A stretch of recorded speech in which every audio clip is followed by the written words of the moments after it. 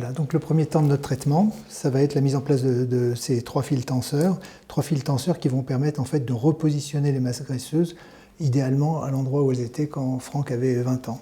Alors chacun de ces fils a son importance.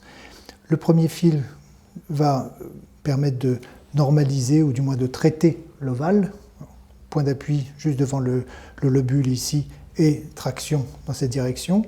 Le deuxième va avoir pour effet de déplisser, ou pour objectif de déplisser le pli d'amertume, ce qui est souvent assez difficile, mais c'est son objectif.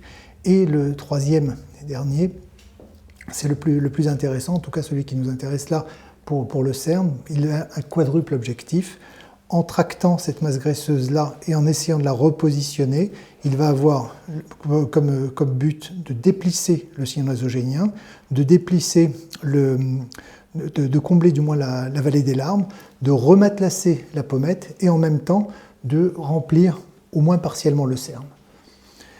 Il y a une chose assez intéressante à noter, c'est que le CERN, chez Franck comme chez tous nos patients, le CERN, si on regarde bien, donc encore une fois, c'est ce creux, indépendamment de la coloration de la peau qui la tapisse.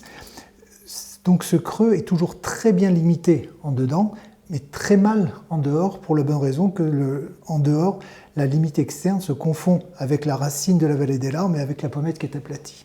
Et imaginez que cette masse graisseuse revienne en place, immédiatement, la délimitation externe du CERN sera beaucoup plus nette et donc le remplissage sera beaucoup plus précis.